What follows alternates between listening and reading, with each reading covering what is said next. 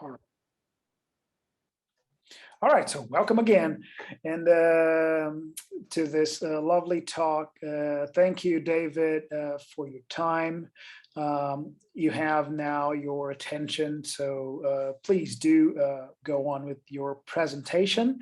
Later, we can talk a little bit. We're going to have like a sort of a half an hour presentation, and then we can talk for perhaps another half an hour, a little bit more if you tell jokes and be nice. Here's how this is going to work. When we are about to do, or once David's done with his presentation, if you have questions, please type your name in the chat box here. Then I'll call you and I'll give you the chance to speak. If you don't want to speak but still want to make a question, you can type your question in here. Okay, so that's the only rule for now. David, now to you. Thank you very much. All right. Well, thank you, Thiago, for inviting me. This is a very new adventure for me to address a group of people from across the continents. So it seems a little strange, but I'm also thankful for the opportunity and each one of you for your interest in being here now to hear a little bit about my path in woodworking, and also, maybe to talk a little bit more about hand planes and how they can interact with the work that you do specifically. So what I think I will do is I've given a little talk in the past few months to a couple of woodworking guilds or clubs up here in the States, and so I have the PowerPoint presentation, so I have just some slides and pictures that I can whiz through that will take you kind of on a whirlwind tour of what I've been doing by way of wood for about the last 40 years. And I think without further ado, I'll just dive into that. It'll kind of take you from A to Z and touch on a few of the different things that I've done along the way. And I'm going to go pretty rapidly though, because the talk could easily take over an hour, but I'd like to get it done in maybe half an hour, something like that. And we can always revisit things that actually have an interest to people in particular. So let's do it that way rather than me belabor any particular point, if that's okay with everybody. So the first thing I have to do is something technical, which is see if I can share my screen with you and then call up this, this PowerPoint presentation. So give me just a moment to do that.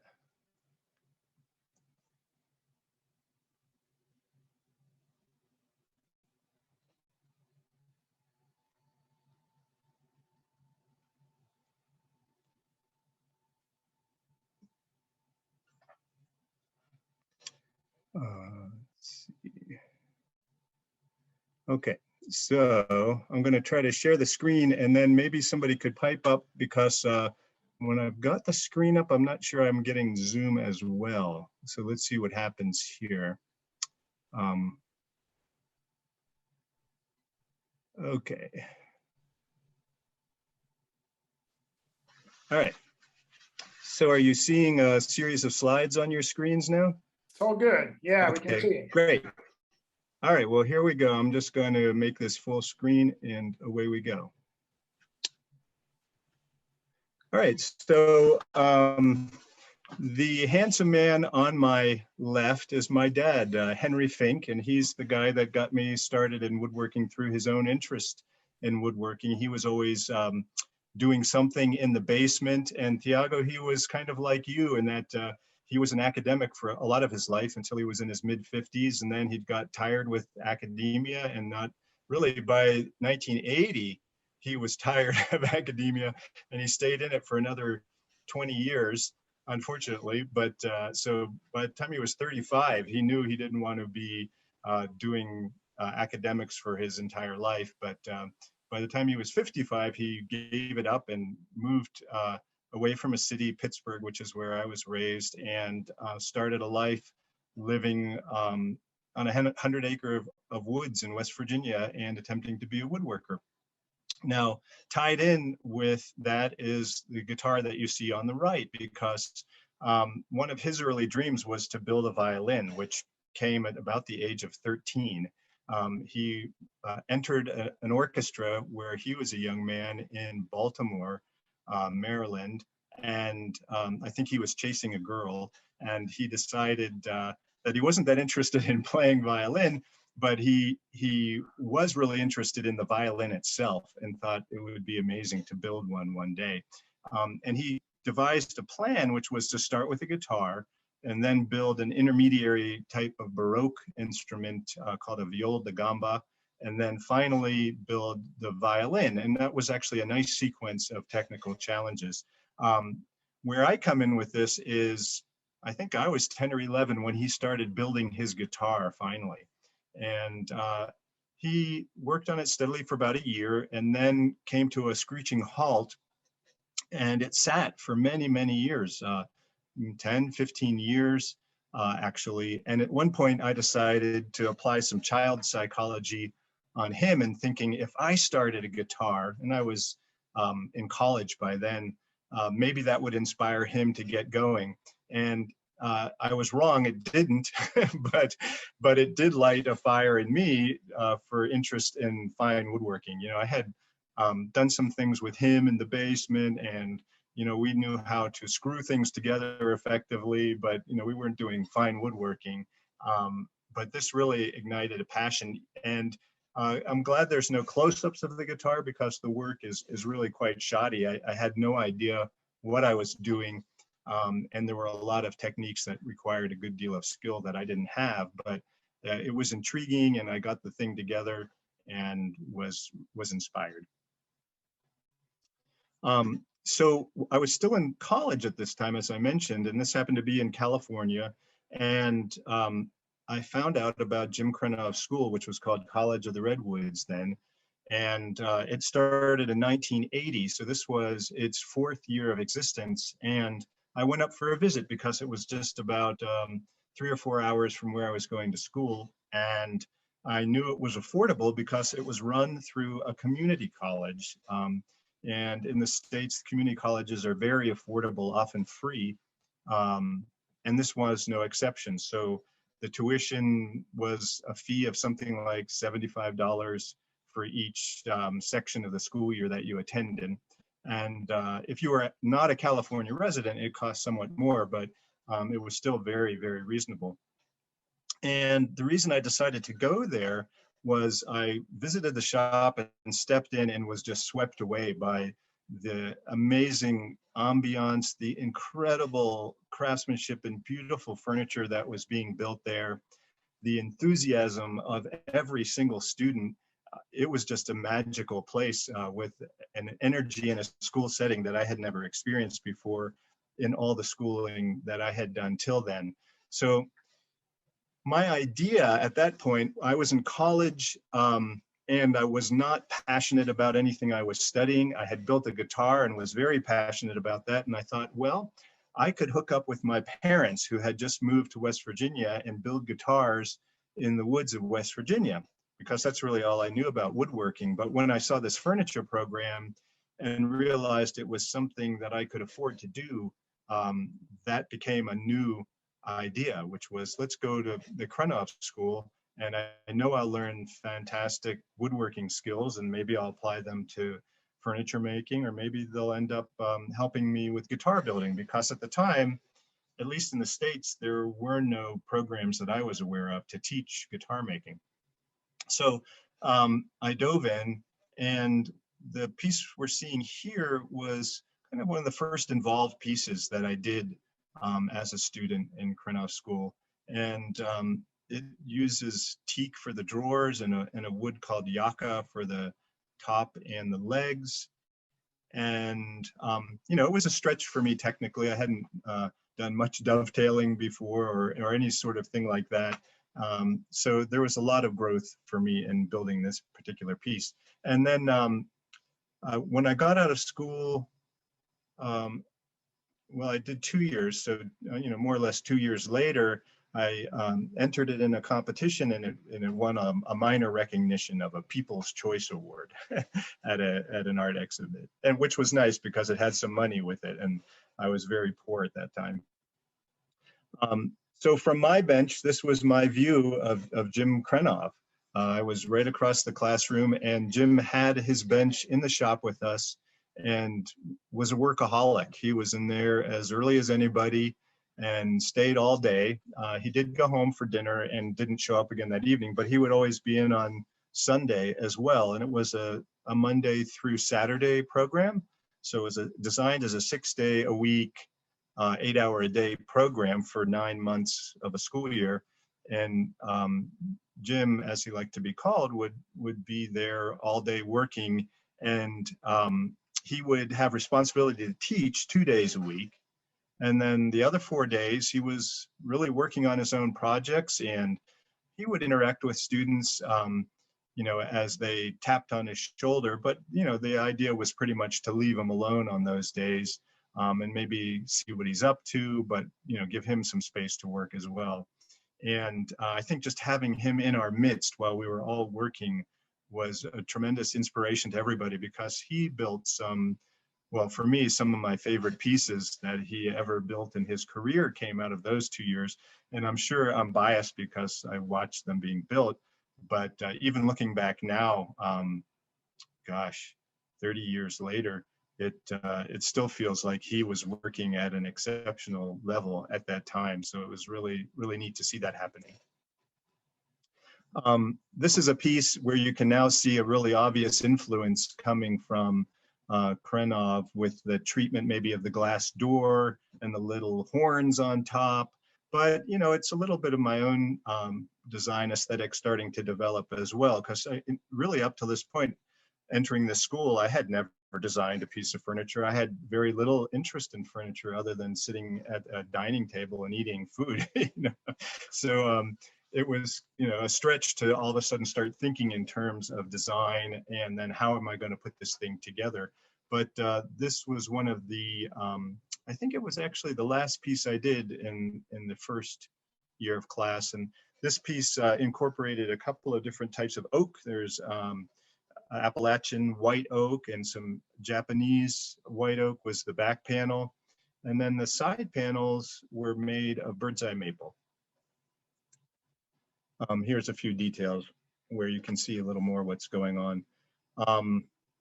And down below, you see a little crystal bowl sitting on a tray, and that tray is just kind of sitting on the rails and can be taken off or slide around. So it was just a little playful thing to do there.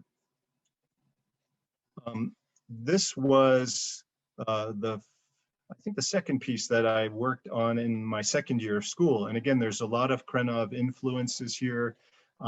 Notably, again, the door and the treatment of the mullions and the glass were put together just the way that he would normally do that.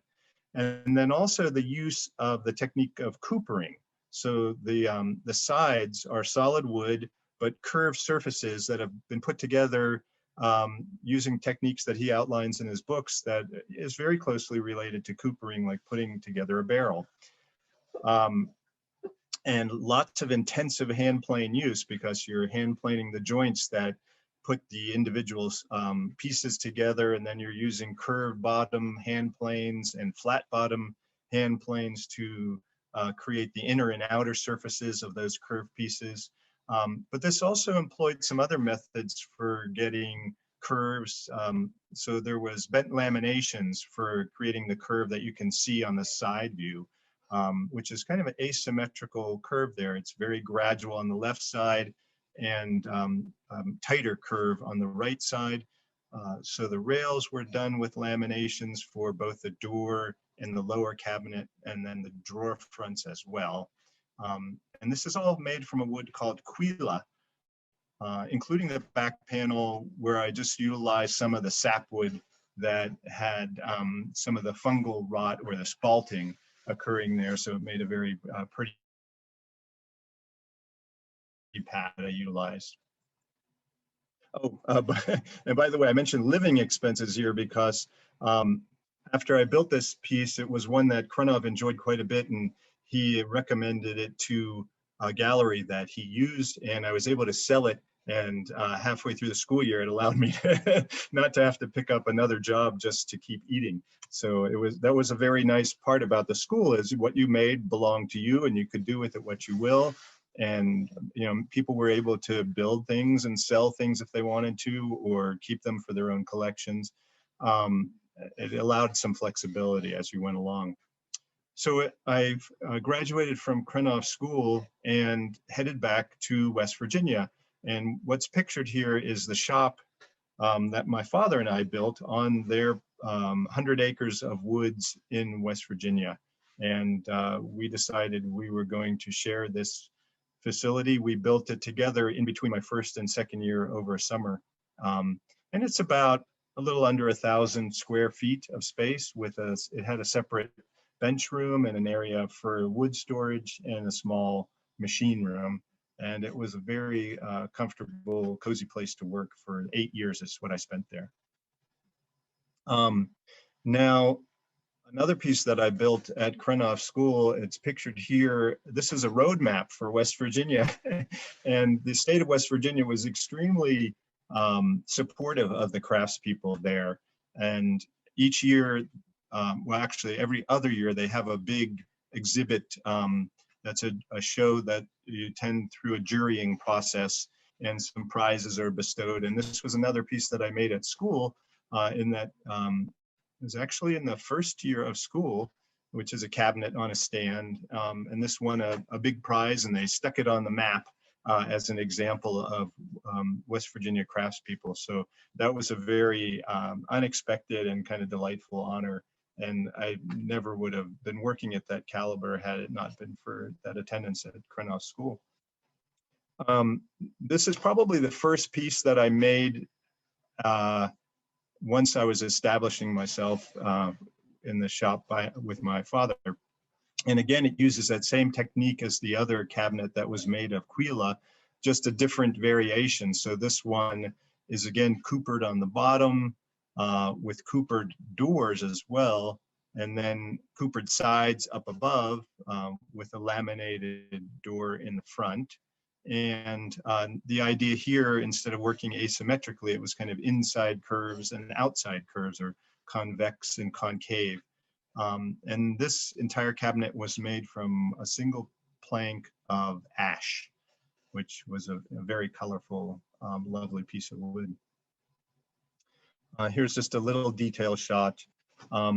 So again, Krenov philosophy would be, when you're making a profile, it's just a nice opportunity to use your hand tools and do something maybe that doesn't come off a router bit. So this was done just with the spoke shaves and hand planes and a little bit of carving.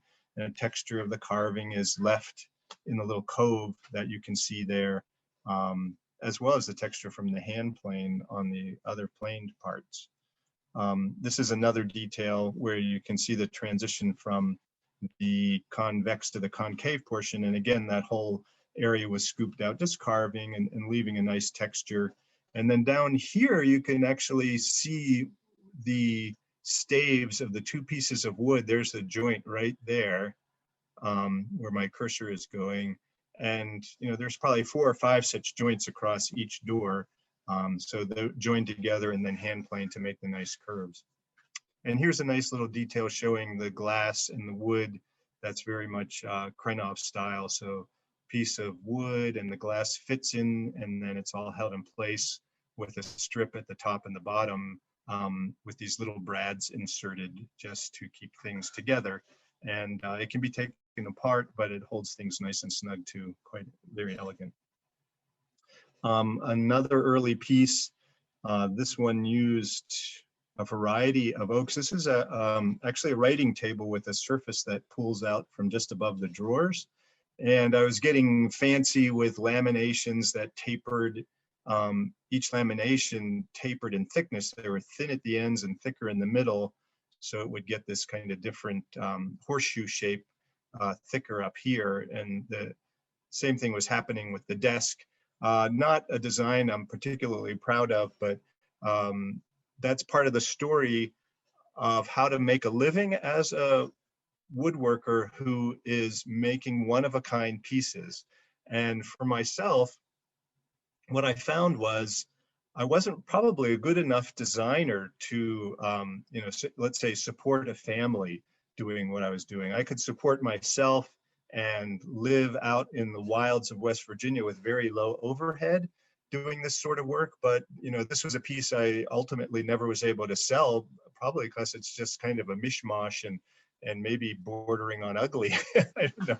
But, you know, when you're doing this sort of thing, you've got to be on your game with every single piece, because, you know, there's hundreds and hundreds of hours of work involved in here. And it's kind of nice to have it around in my house, but if you're relying on something like that to feed yourself, you better be good every time you start building something. So that can entail a lot of pressure too, you know.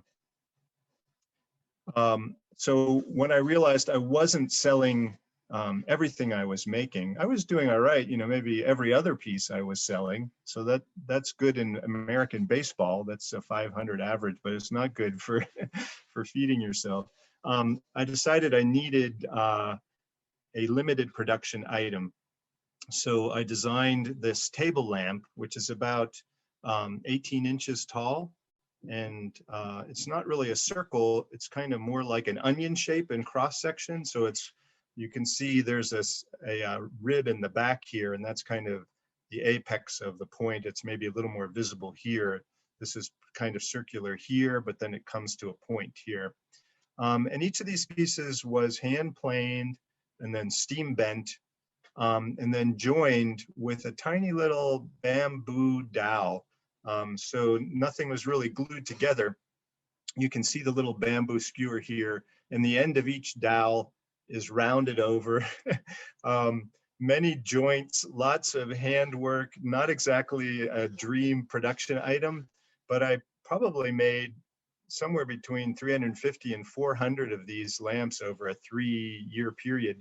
And I would build, I would go to a wholesale craft show where I would meet people that had stores that sold handcrafts, and take orders one time a year. So I said, give me your order for the year and I'll make them. And normally that would end up being maybe 2.5 months of work. And even though this was not a great production item, it was still good enough to take the pressure off of the furniture designing. So it was hard to make that many, but it was all handwork and it was enjoyable to do. And it, you know, it paid me enough so I could do the furniture work and the one-of-a-kind work without feeling so much pressure. This is also an early piece, which was a wall-mounted jewelry cabinet. And you can see these drawers here. They are on a pivot here, and they come pivoting out like so. There's a mirror. This area here is a panel that's hinged, so there could be storage behind that as well. And this was a successful design that I adapted quite a few times and made a number of these to sell. This gives you a little close-up of what's going on with the drawers on a detail of the handle. So the woods on this piece were Douglas fir, and this white panel is spalted maple, and then this is a little piece of cocobola that was carved.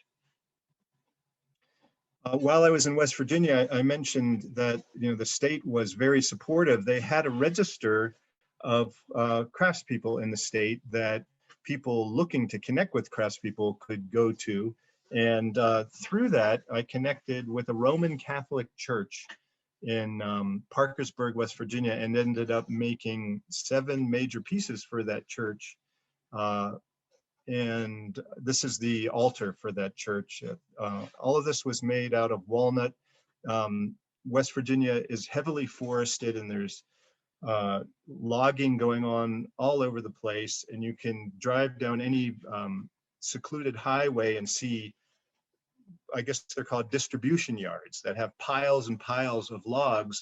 And I had one near where I was working, and I would visit the distribution yard and pick out a log, and they would just sell me the log. So I was able to buy logs and have them sawn locally, and then have the wood dried or just let it air dry if I wanted to do that. So the access to hardwoods in West Virginia was really unparalleled. This is another piece from that commission. This would be the pulpit, except that it's not built in, so the church calls it an ambo, and it's quite large because whoever's presenting would be standing up here, and this would come, up to the top of their chest. So this is probably 7 feet tall from here to here, and it employed a lot of interesting techniques, one of which is called a torsion box. So these panels were made out of veneers, but they're built kind of like an old-fashioned airplane wing on the inside with a whole crisscrossing lattice of smaller pieces of wood to end up making this very bulky thing that looks like it's made out of giant slabs. Well, things do change when you have youngsters, and these are my daughters. The older is Lita, and the younger is Willa. And when they showed up, my career did not end, but it definitely shrunk because my wife was in a stable job, making a steady income, and we felt like one of us needed to be raising the children and not handing them off to somebody else. And my own mother told me that when I came back from what we called nursery school when I was little for the first day, so I was probably 5 years old, I told her that my dream was to become a nursery school teacher. And I got to realize that with my own children finally by staying at home for their very young years and just being a house dad. And we had a very nice arrangement. I would spend the day with them, and when my wife would come home, and she was able to work it so she was home fairly early, then she would take over and I would spend 3 or 4 hours in the shop. So I was a part-time worker during the time that my kids were really young. And what does a dad do when the kids are taking a nap? You don't want to be turning on the table saw or making a lot of noise in the shop, because my shop was in the house. This is when I decided to make this book. So I had already been teaching plane making and a variety of other woodworking skills. At this point, it's 1994, so I was out of school for 8 years, and I started teaching as soon as I was out of school. And I noticed each time that I taught a plane making class, often people would bring these planes that they had made using the instructions that are found in Krenov's book. And I think the instructions there were adequate if you were quite a talented and knowledgeable woodworker already. But if you weren't, if you were starting from a different place, people were way off the boat, and most people were not having any luck with the planes. So I broached this with Jim, and he gave me his blessing to just kind of do a full book treatment on the planes themselves, and that's how this came about.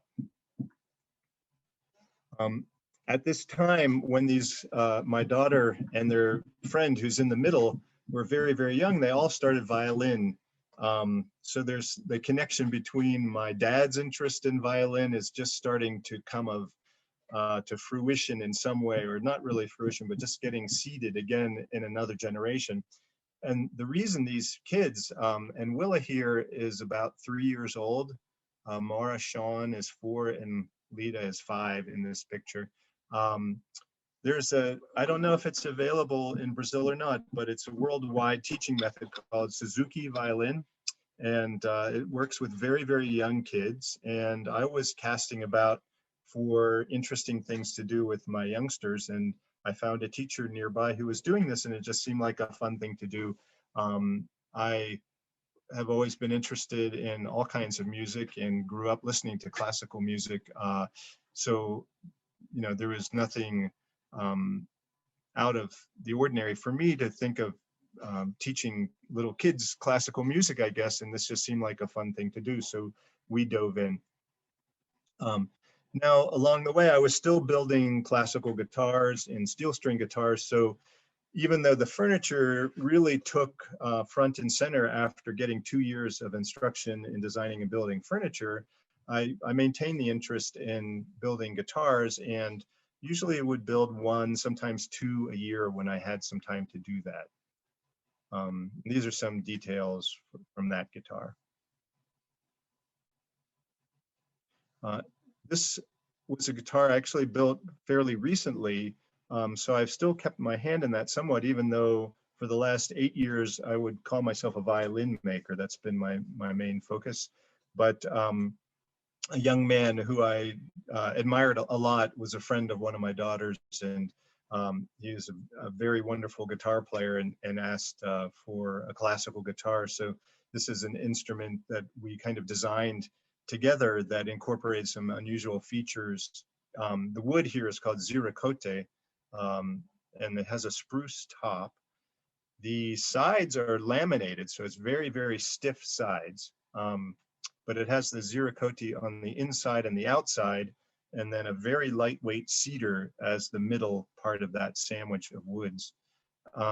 In this shot, you can see this portion of the neck here overlaying the guitar, which is not normal. Normally, it's just the ebony fingerboard. So this is called an elevated neck design, and it's not original to me, but it's something some classical guitar players like, because it allows to play in these positions up here where you're fingering these frets a little easier. And it also incorporated a hole in the side of the guitar called a sound port. This fellow is Jewish and wanted a Star of David there. So if you look closely, you can see that these pieces of wood appear to interweave with each other, which was an interesting challenge to figure out how to put that all together. But that was part of the design as well, and it was a challenging and fun project. The only downside was I'm terribly allergic to ziricote, it turns out. So I was breaking out in rashes all over, and my eyes were swelling shut. So this is how I had to build that guitar, with gloves, a respirator, a face shield, and a full Tyvek suit. Not my ideal way of working. So back to furniture making. This is just to show a little more of the scope of some of the things that I made. This is a box that is designed to hold stationery.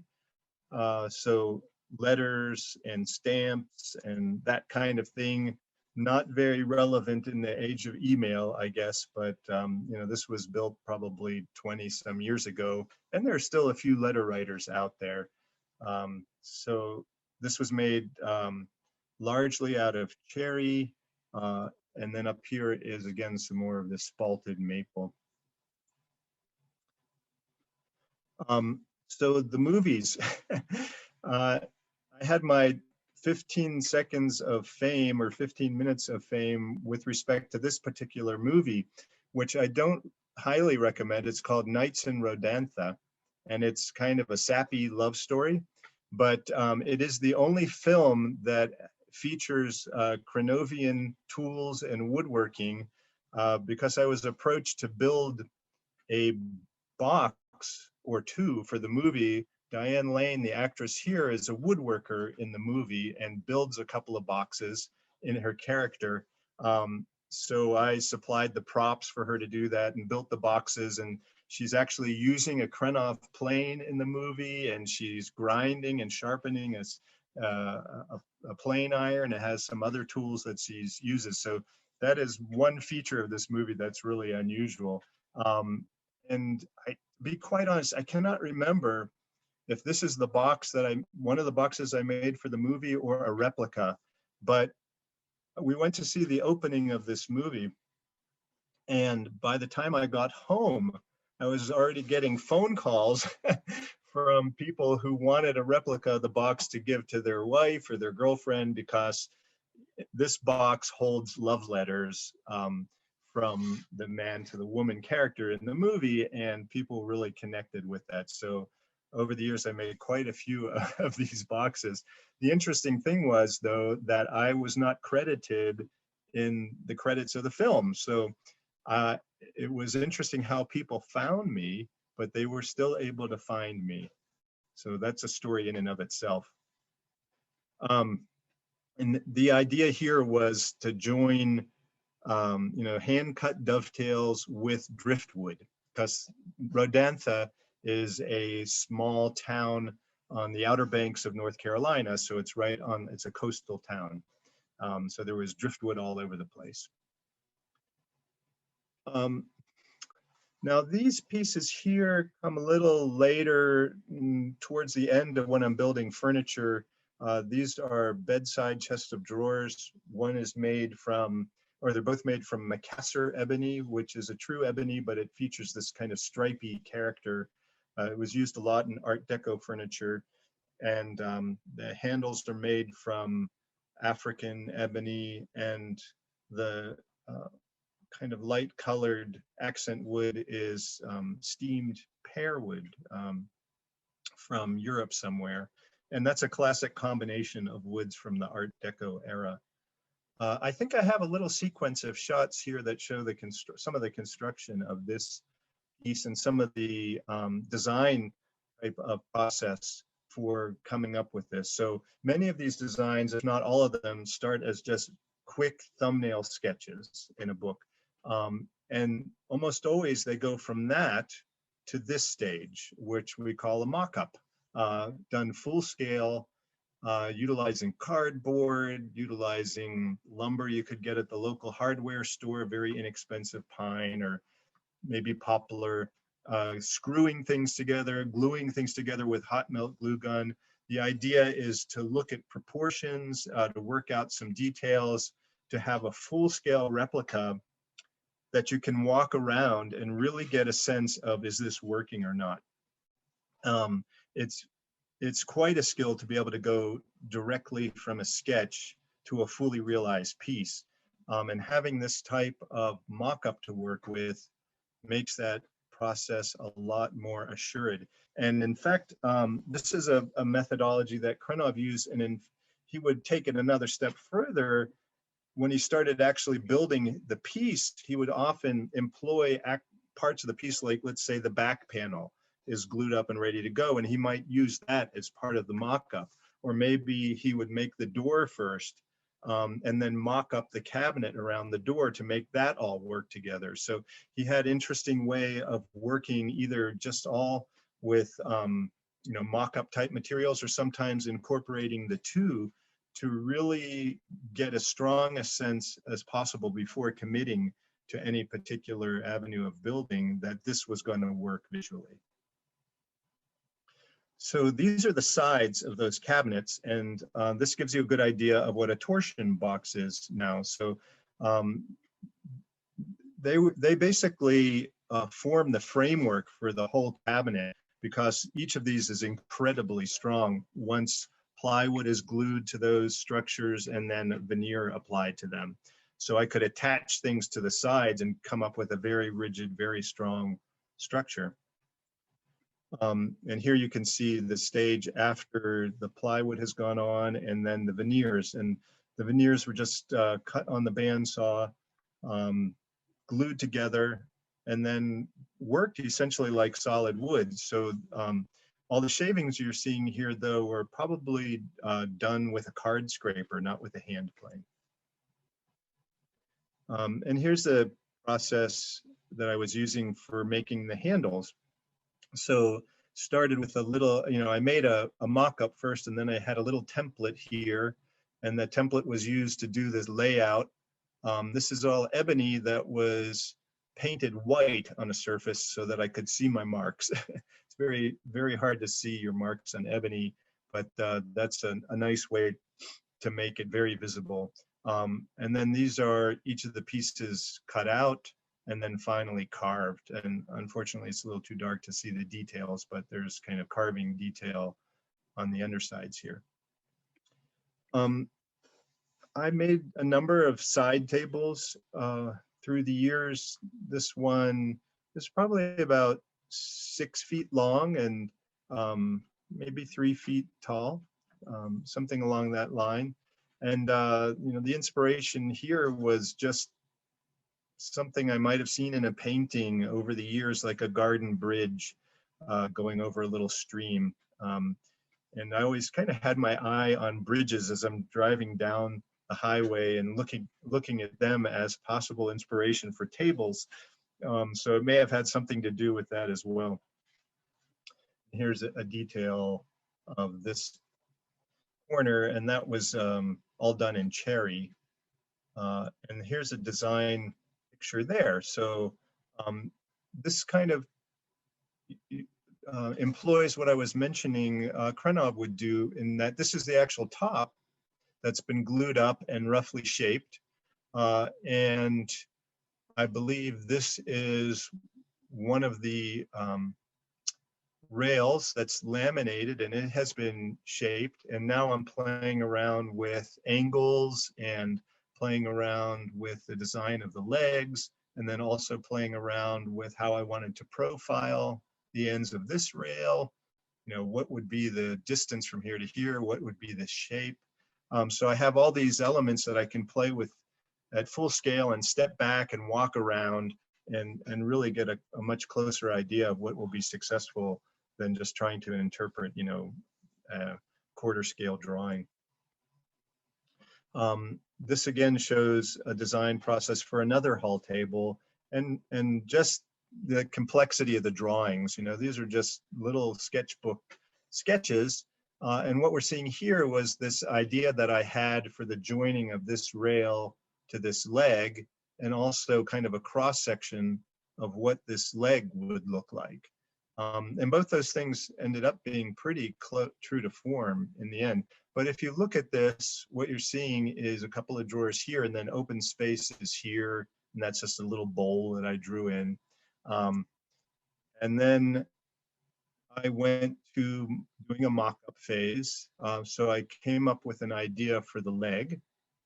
I gave myself a template to work with, and then I did a couple of different mock-ups of the leg, just to, it's kind of a complicated shape, and I wanted to feel confident that I could pull it off and not need to make any adjustments afterwards.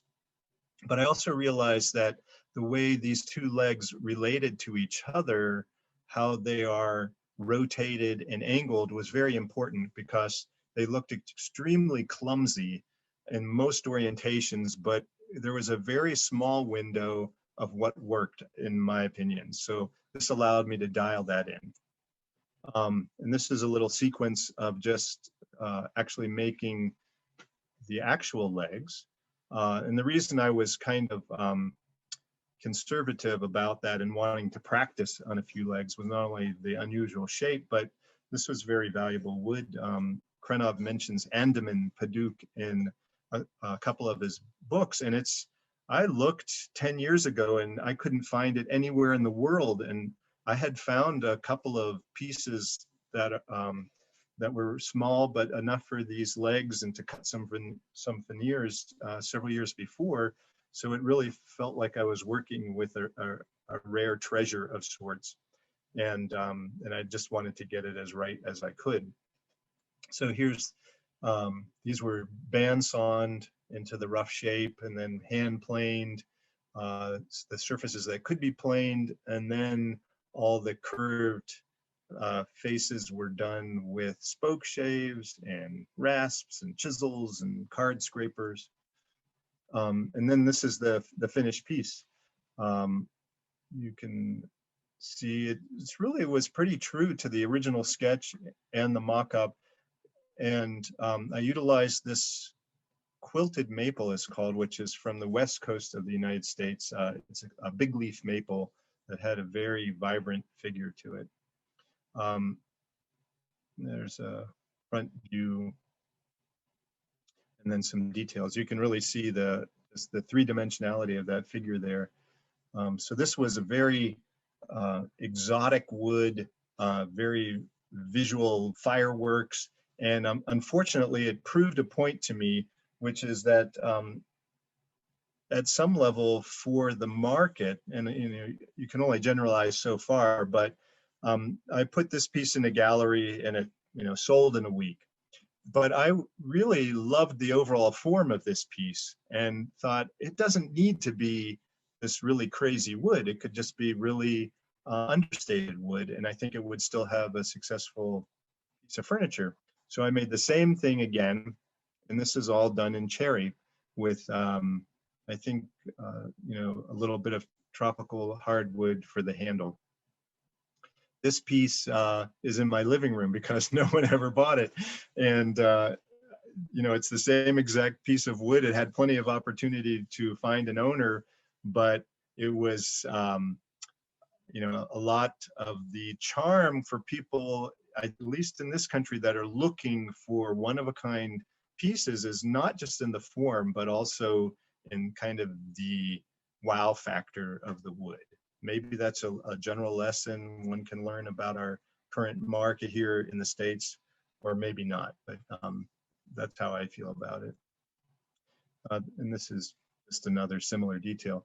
Now, one thing that was interesting between this piece and the other is this one was made completely from solid wood, and the design of this table really lent itself beautifully to a solid wood treatment, whereas the other original one was veneered top and veneered this shelf here, and also the upright portions as well. But the design actually works for either methodology. So doing the Krenov style of woodworking can be very meticulous, and one of my classmates was a Norwegian fellow who built 3 plank Viking boats before he came to Krenov School, and he would laugh about how he could work for a week and be up to his chin in shavings, and we would work for a week at school and have a couple of teaspoons of dust or shavings. So this chair kind of represents an opportunity to be a lot more physical with woodworking, and that this was what we call green woodworking. You know, so I noticed a windfall red oak, and got out with my chainsaw and cut it into 6-foot lengths, and then got wedges and split pieces, and then just started working the wood while it was still green, and was able to steam bent these rockers here and the back splats and work all the wood green, put it together, a lot of exercise. So I made a number of these rocking chairs too. I think this is also kind of a later piece. It was, for me, it came from a challenge I gave myself, which was, how can I use up all these little bits of wood that are all over my shop after 25 or 30 years, when you have things you just don't want to throw in the wood stove. And this is a small end table that kind of fit that bill. So, you know, this is maybe 16 inches long, but it's just veneered onto a solid wood piece of plain maple. So I had this fancy bird's eye maple just glued onto solid wood maple. And I came up with, these are rather large dovetails, but I came up with a way of putting those together nicely, and a little bit of steam bending. And it was a quick and fun piece to make. And I'd like to make another one of these days, but I got bitten by the violin bug. I thought I'd also give you a quick dip into Krenov's last cabinet, which I had the great honor to be involved in the completion of this cabinet. I have a feeling I'm way over my half an hour, but I am getting close to the end of the talk. Okay. So maybe 20 years after being out of school, maybe a little longer than that even, I met my wife at Krenov School as well. So those lovely girls that were pictured and my marriage all came about because of Krenov School. They were 2 of the most satisfying years of my life. It was just a very, very important time for me. And my wife and I looked at each other at one point and realized that Krenov, for all his fame, was still very humble in the pricing of his furniture.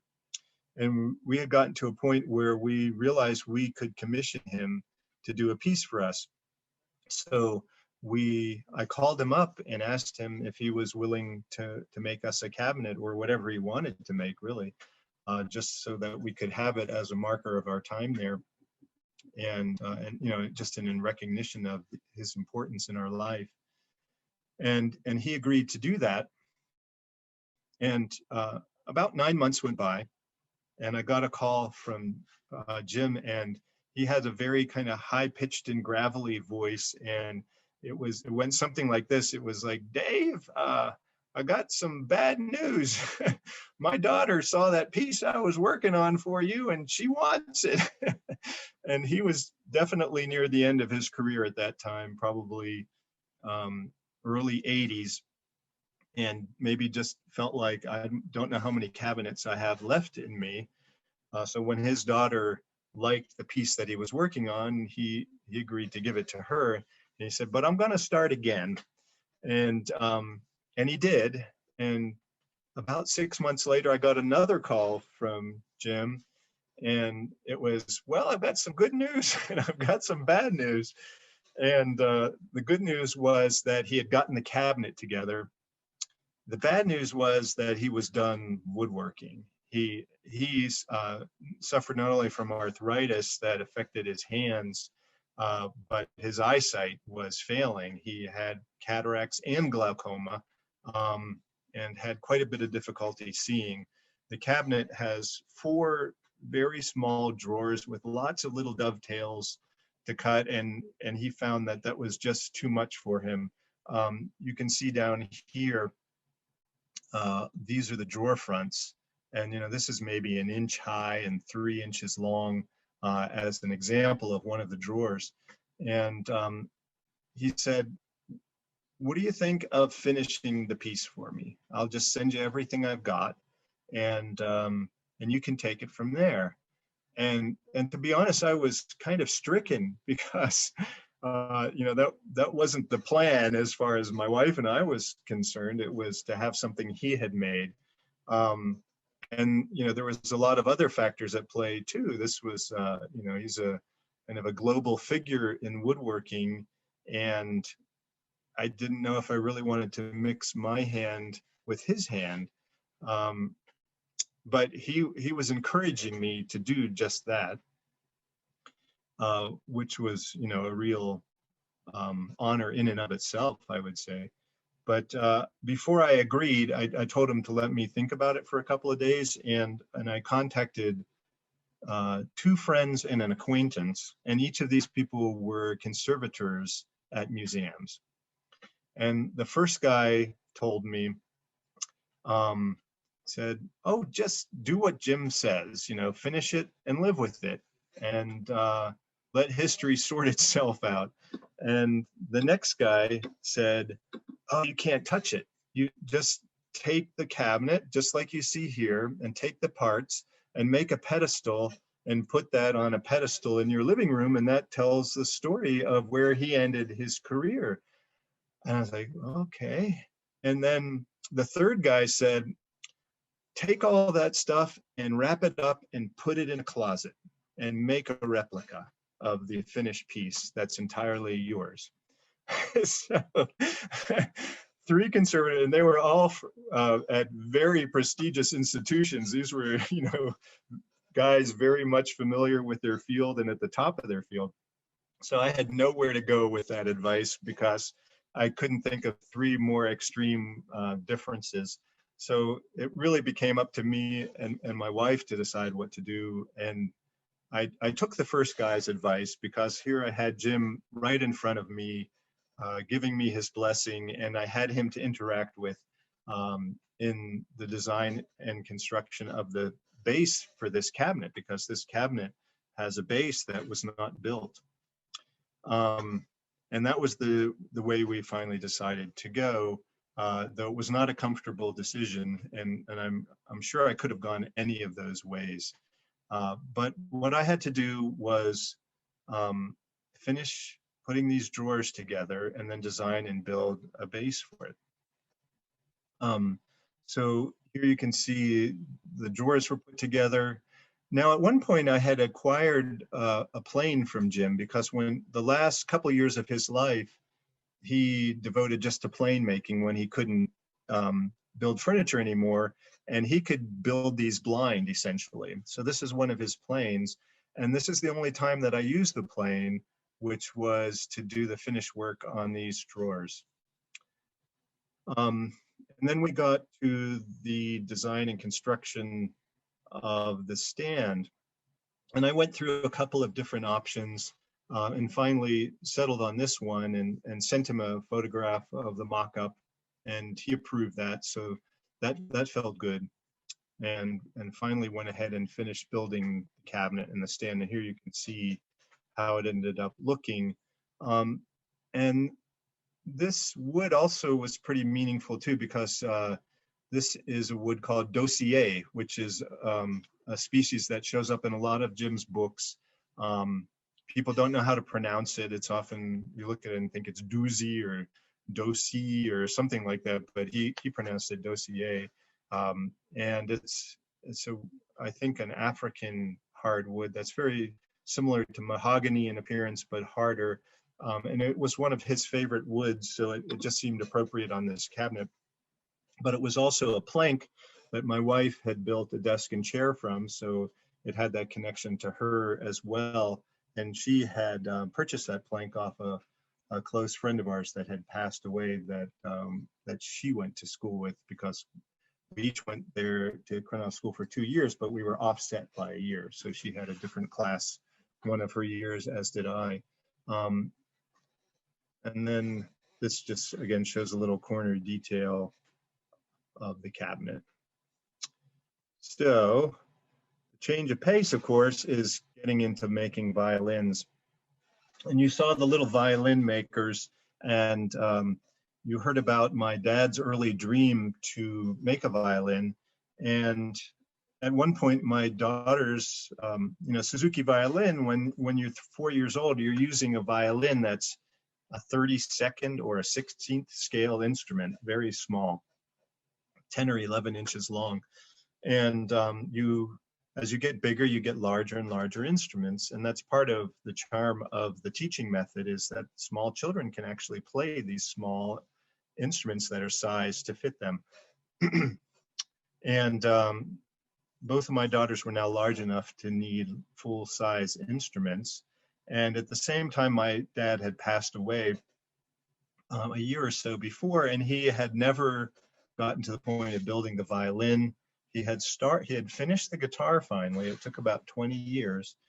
And then he had gotten halfway through building his viola da gamba, and just got into doing other stuff. So he kind of let that go. But I was very close to my father, and it felt like a fitting memorial to him to kind of complete his dream and then just bestow violins to my daughters. And I wasn't expecting them to be anything great. I knew how to work wood, but I didn't really know much about building violins. But there's a lot of books on the subject, and he had collected quite a few of them. So I spent probably a year or a year and a half reading through his collection of books on the topic. And he had collected most of the tools that were needed. I had some wood that was appropriate. And finally, I just jumped in and I did that. And it was kind of like building a guitar that first time, in that I felt just very, very passionate about this project, not only from the emotional side, but it just kind of fit my interests to a T. Just the carving and the use of the hand tools and the scale of the work all felt very comfortable to me. And I was just very enamored of it. So here's a picture of the instrument, the the viola da gamba, that did not get completed. I was actually going to complete this first and then build the violin, and my wife took one look at me and said, "Are you crazy? You've got a blueprint and that's about all. Just build a violin. Our daughters need violins." So here they are, kind of grown up, and each holding violin number 1 and then violin number 2. And at this point, these young ladies are accomplished musicians because they kept with their training. And Willa now is in a professional orchestra, the Rochester Philharmonic. She's a first violinist. And Lita is in a graduate program with a quartet in New York City, studying at a conservatory. And she's essentially a professional violinist and violist. So they had some high standards, but luck was with me in that Lita's still playing the first instrument that I made. Willa just recently chose a more recent vintage instrument, but she played that second one for quite a few years before it got bumped.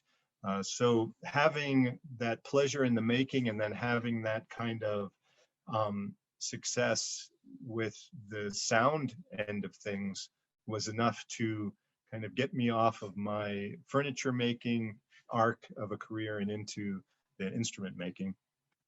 So this was the first violin, and I named it geliebt, which is a Yiddish word for beloved in honor of my dad. And this was the scroll of Neshoma, which means soul, which was the violin that I made for Willa. And here's a couple of instruments of more recent vintage.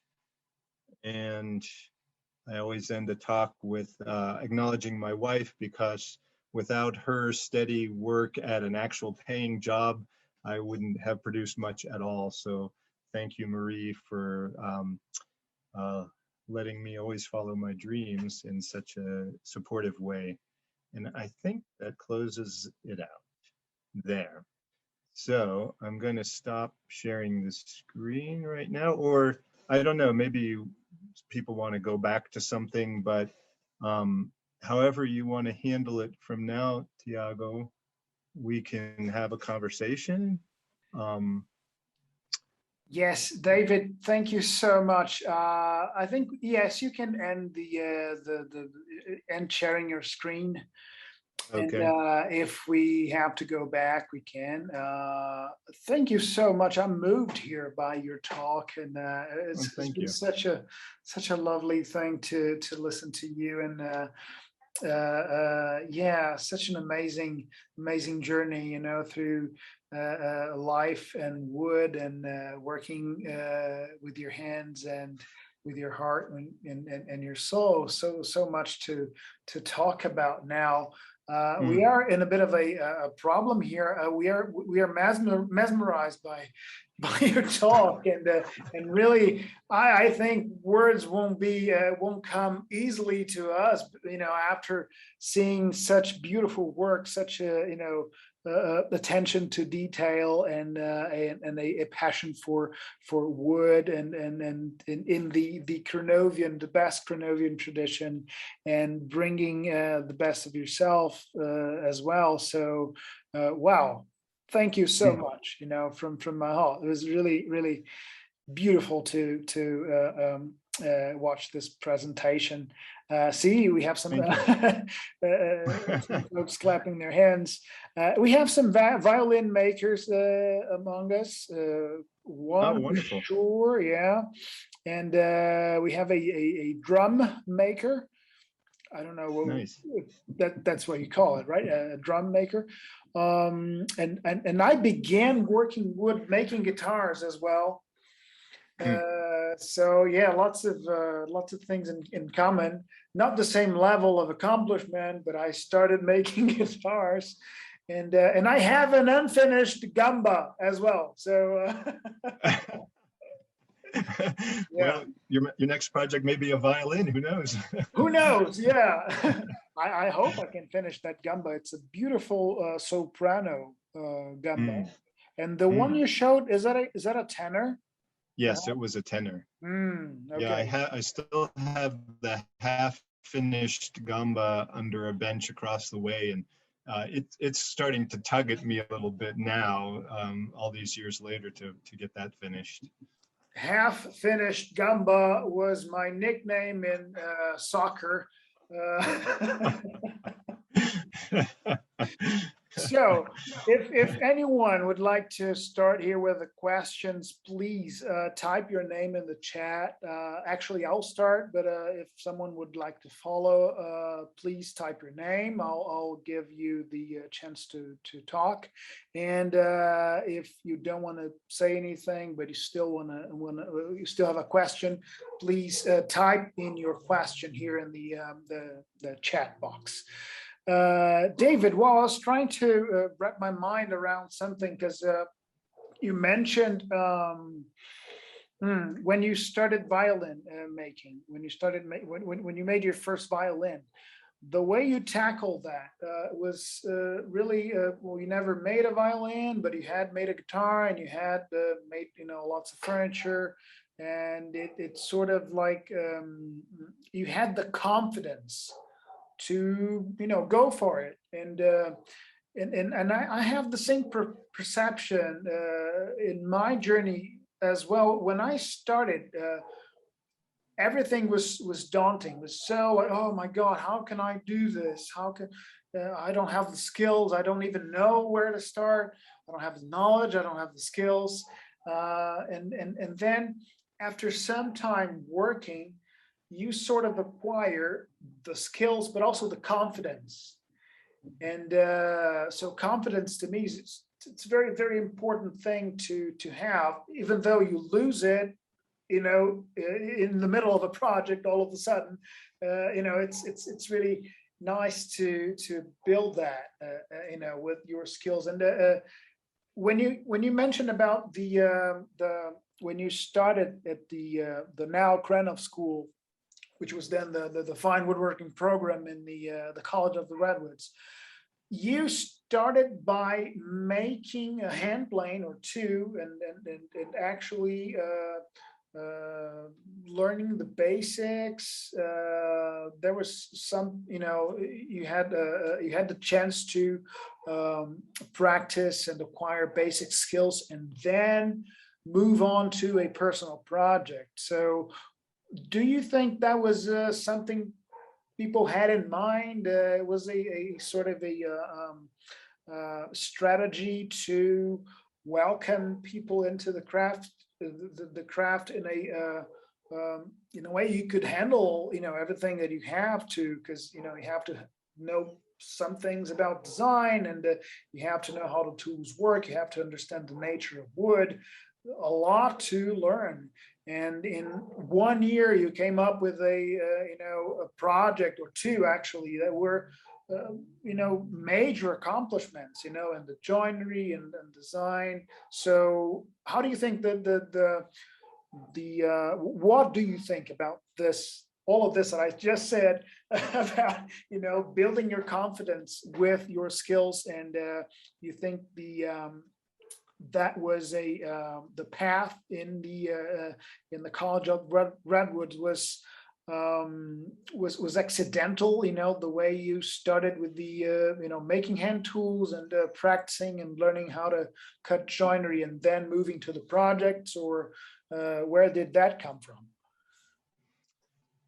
Well, I think what you said was all very perceptive in terms of building confidence, and that being a very important factor in doing this, especially when you're designing and building things that haven't been made before, So you have to have a certain level of confidence to say, I'm going to sit down and just draw something.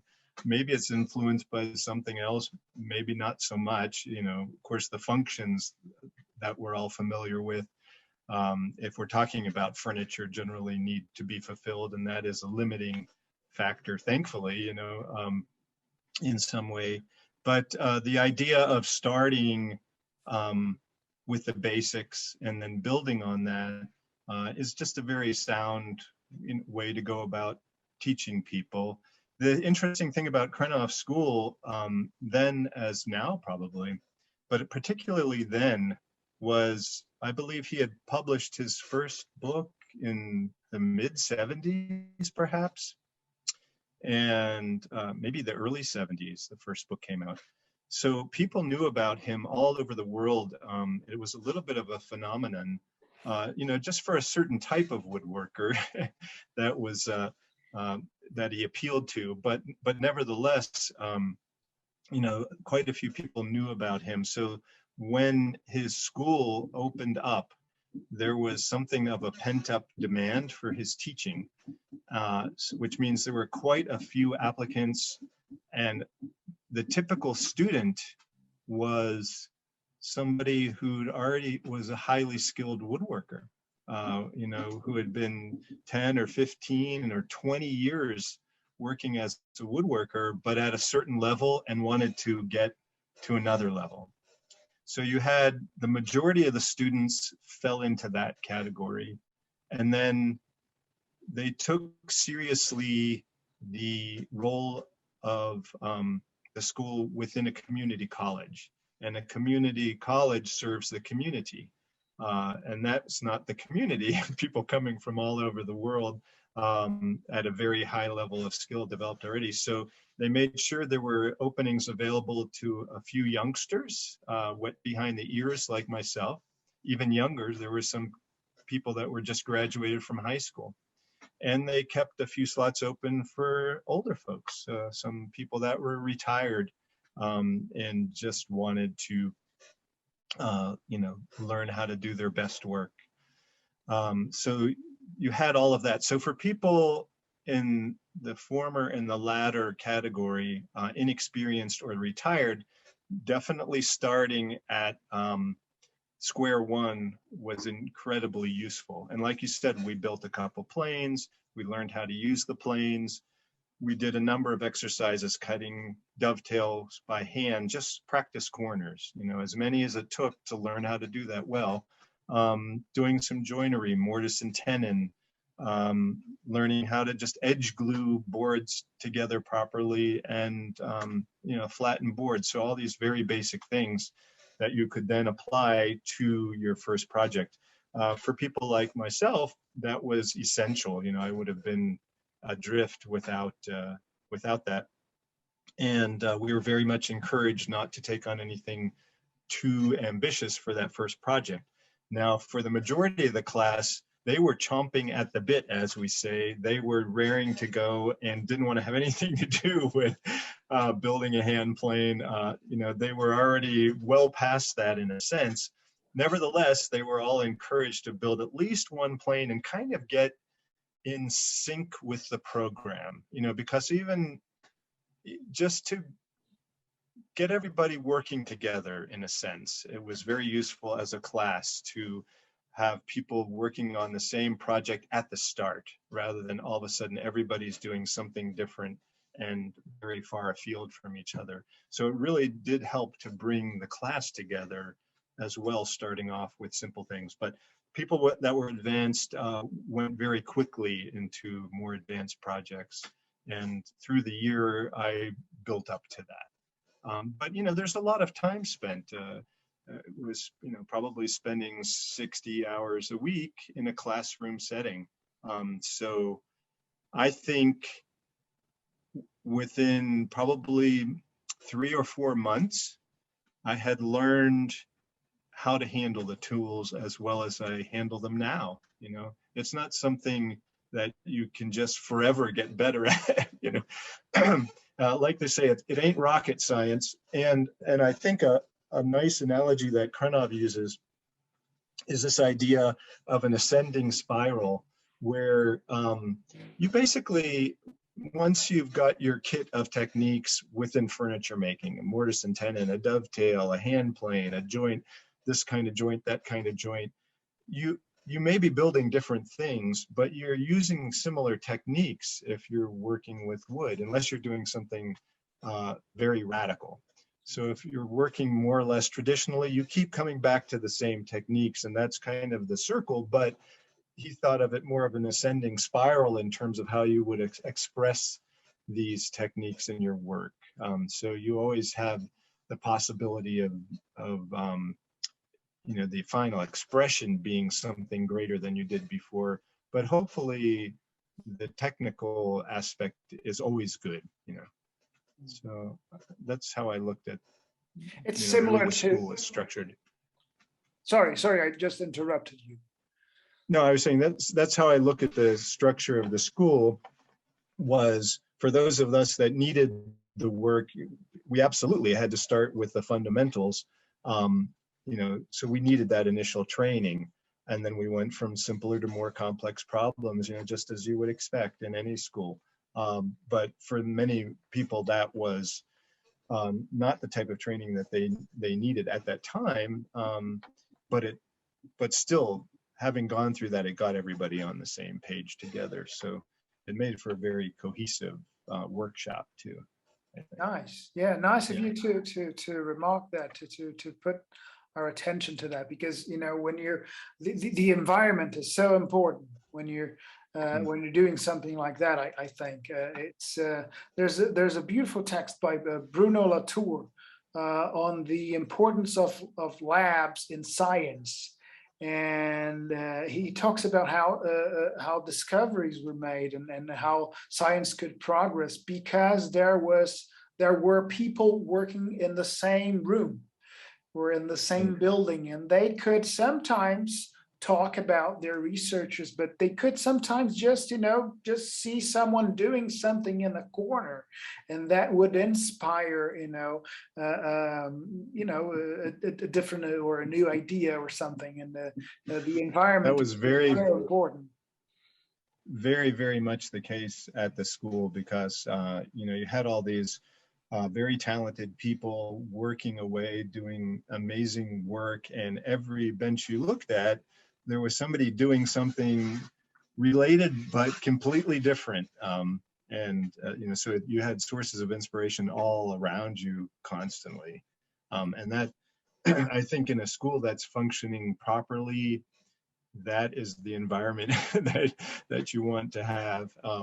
And I'm all about being self-taught. As a self-taught violin maker, I can say that, but having experienced a school situation, I know it's clear in my mind that it would have taken me decades to get to the same point I got in 9 months of working in a really good school situation. And there's a benefit to that.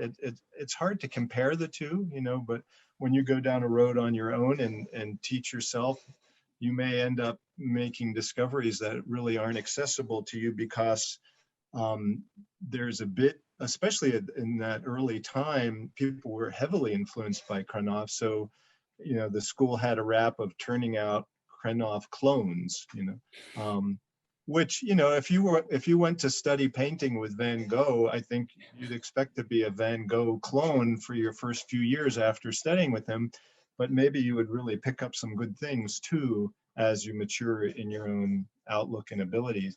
So I don't feel like that was really a great critique of the school at that time. In fact, there was a friend of mine at school who was also interested in guitar making, and we contemplating building a guitar at school. And after discussing it a little bit, we were like, that would be insane. Nobody here knows how to build a guitar. We could do, how are we taking advantage of the school to build something so outside the purview of the expertise that they have there? So we gave up on that idea and just concentrated on what they could teach us the best there. And I think that was a good decision. Yeah.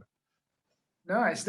I'll come back to guitar making in a second, but you were saying something that dovetails nicely to a question we have here by Bogdan. He says he was asking, I'm not sure if this refers to violin making or woodworking in general, but he asks, how do you see the importance of a person who offer a reference, a starting point to working wood?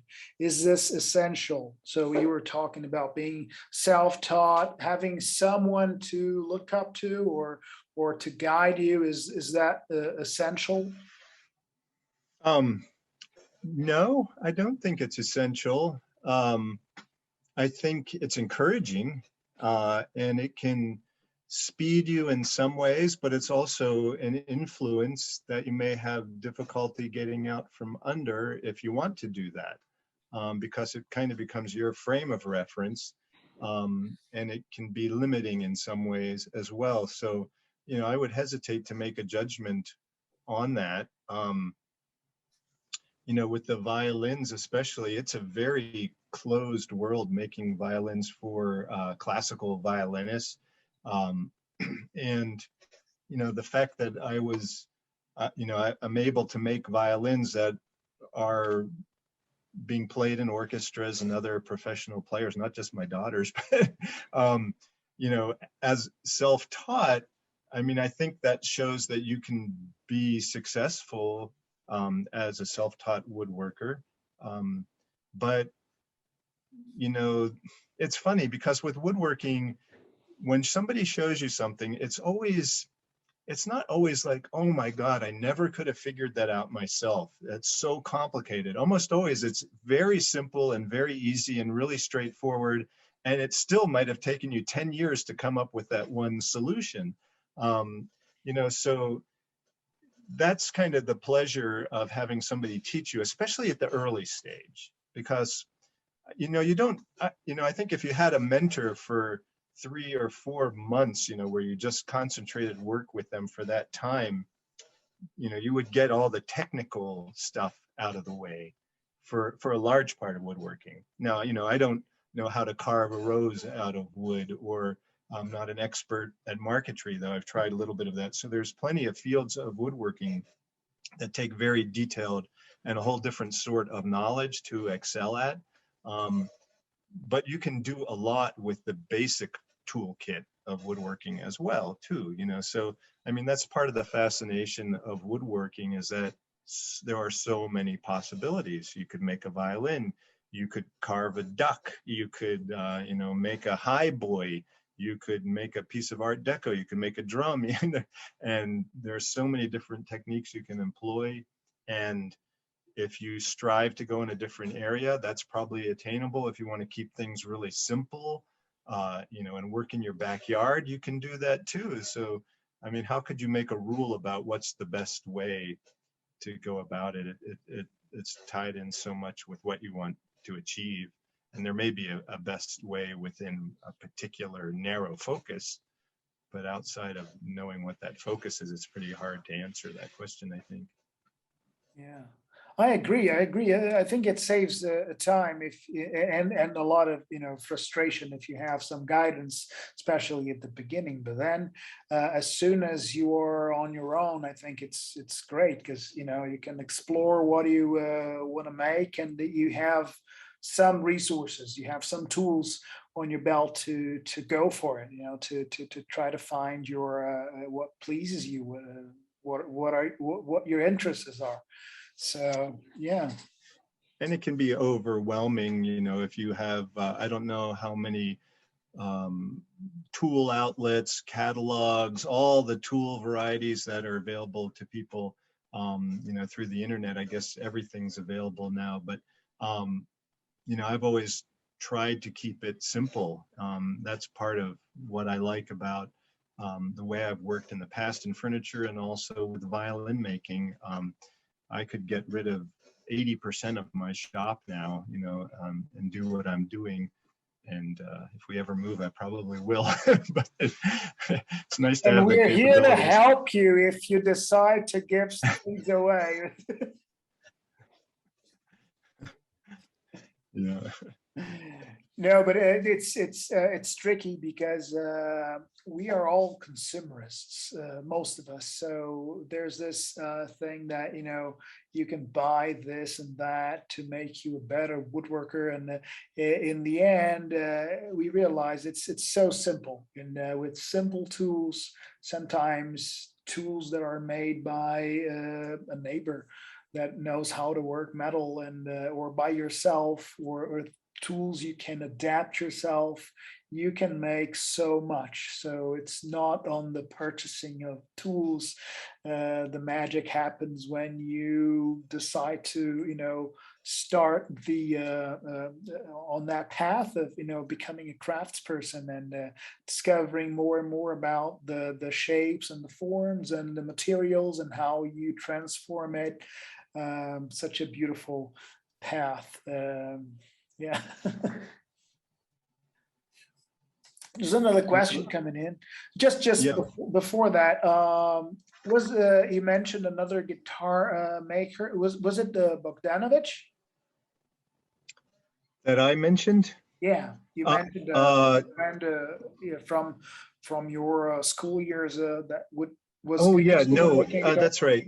Yeah, no, it wasn't. He came quite a few years after I was there. Okay. But I understand he he lives down in Asheville, which we mentioned is not that far away, or he may have moved by now, but we never got to cross paths, unfortunately. No, the fellow that I mentioned was a native Hawaiian. His name was Wayne Jacinto. And when we were at school, he taught me how to play Hawaiian slack key guitar, which is its own style of guitar playing, which is very, very lovely fingerstyle guitar. Oh, nice, nice. Yeah. There's if I'm not mistaken, there's something that ties us to Hawaii. That's when Portuguese stopped in Hawaii, they took their machete. Machete is a small guitar-like instrument, and that was influential in the development of the ukulele, I think. Oh, wow. There's something, yeah, maybe my music historian side is not cooperating here, but if I'm not mistaken, that's the Portuguese have some influence on the ukulele. Well, they definitely had an influence on Wayne, because I think his heritage was Portuguese. He was third or fourth generation Hawaiian, but of Portuguese descent.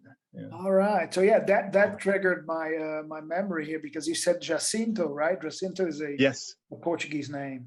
Yeah. Yes. Okay. Nice.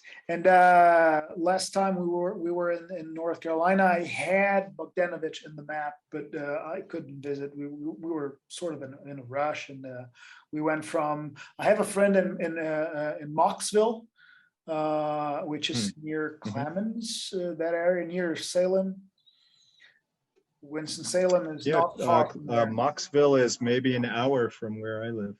See, we were in Mocksville. There's an organ builder there. Oh, wow. Yeah, Polish guy, very, very nice guy, makes beautiful instruments. Amazing. Yeah, I had no idea. See? See what I'm learning about North Carolina. Cool. Yeah, I'm looking him up. Another question here from Luis. How do you see woodworking as a practice today? As a step back to the past, more in a nostalgic way, or is it something we could put in context with present times as a more sustainable way to produce significant work in a different pace? Yeah, that's a really good question. I know, just kind of coming from my history as influenced by Krenov, the way he was working wood with hand tools was not seen by him as a nostalgic approach to woodworking. It was a personal approach to woodworking, because, when you are reliant on power tools, they produce work of a certain type with certain qualities. And you can, I guess, get curvy with power tools if you're particularly clever. But surfaces are of a certain quality, and things have a certain rigidity about them as well. So I think a lot of Krenov's expression, both in the nature of the surfaces he's producing, whether it's the texturing of a surface with a chisel, or he would talk about friendly edges and rounding over sharp corners and feeling the faceting left by a hand plane. That was all very part of this, the sensual experience of what he was making, and it's what made it personal. And that's why this idea of leaving fingerprints in your work, not grease splotches, but just the traces of a skilled hand at work on a piece of wood, and that's very personal. It's not nostalgic at all, I don't think. So that's how you capture that personal feeling in your work, is by letting your hands express themselves in the work. Now, you may have your own design vocabulary that's very personal, but it's expressed through machine work, so these things, you could quibble about them all day long. So a lot of it comes down with, how do you like to work? So I have a bandsaw in my shop and a joiner and a planer. And when I'm making furniture, I start with a big plank and I break it down into little milled pieces with the aid of that equipment. And that maybe represents, 2 to 5% of the time spent on a project. After that, it's the hand planes and the chisels and the spoke shaves and the shaping, it's 98% of the time. But I guess if we are looking at it from a nostalgic point of view, this nostalgia would be my apprentice would be doing all that god awful hard work, of doing the hogging and the sawing by hand. So I'm glad somebody doesn't have to do that, and I can get my bandsaw to do that work for me. So maybe that addresses the idea of nostalgia. Sustainability is a whole nother thing, and probably a little too lofty a subject to get into in any meaningful way. I always feel, and well, I won't say I always, but when I've done this talk, I have felt a little self-conscious, pointing out some of the woods that I was using, especially earlier in my career, which a lot of them were coming from Fiji and Samoa and Africa and, and Brazil for that matter, all over the world. There was no sense of sustainably harvested wood there. It's related to Amazonian rainforest destruction and things like that all over the world. And that was just coming to consciousness when I was doing shows in the 80s, occasionally, well, it was actually early 90s by then, but I would be at a high profile show where maybe 20 or 30,000 participants would be walking through, and there could be hundreds and hundreds of craftspeople, each with a booth set up.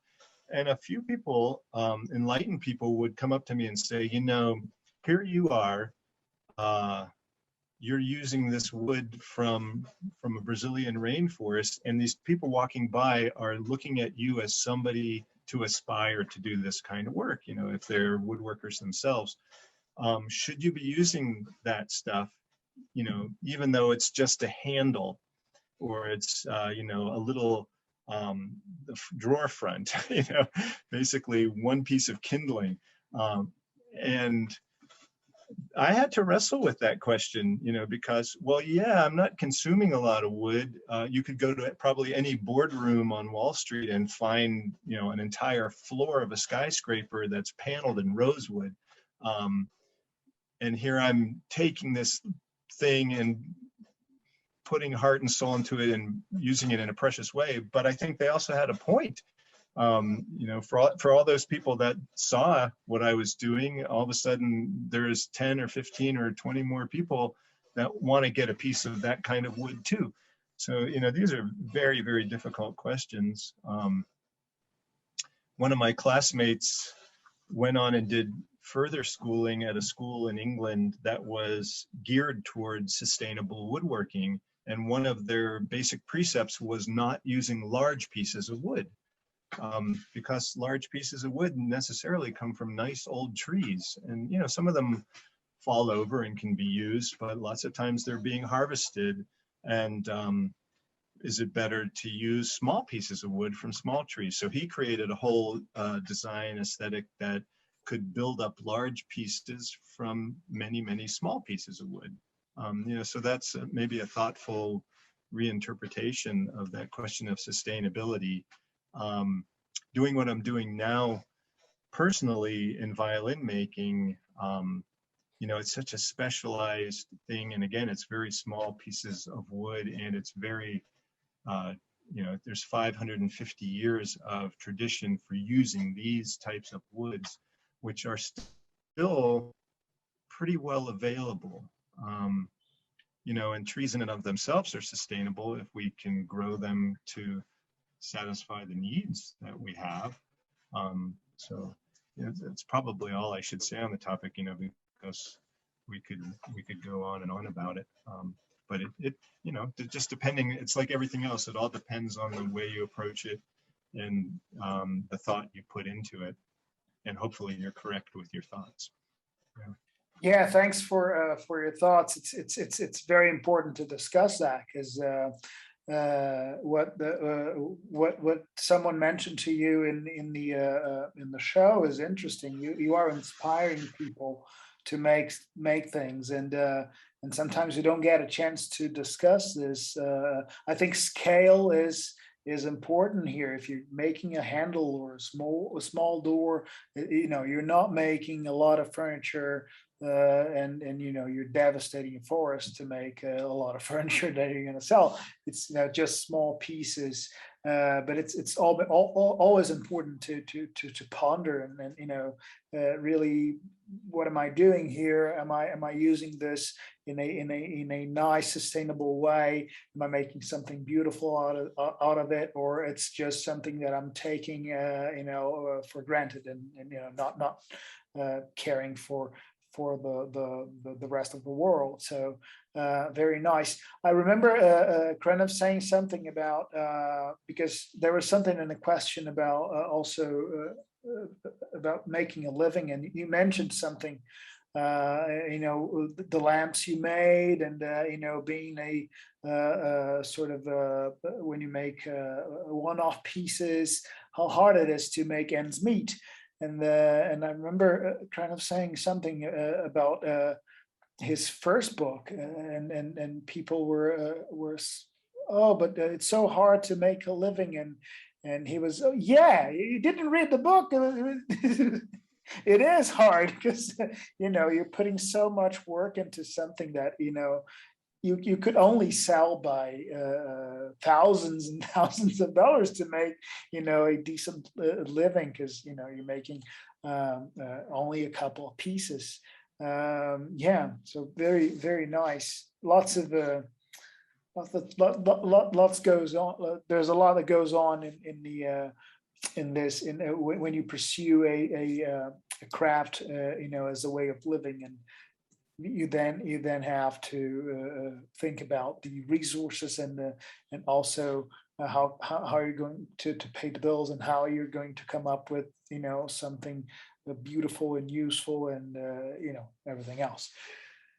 Well, just one last comment too on the aspect of sustainability has so much to do with durability too, I think.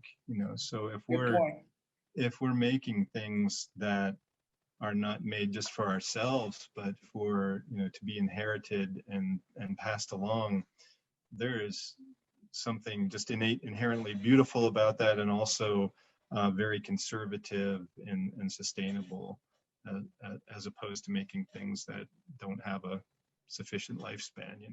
So. Yeah.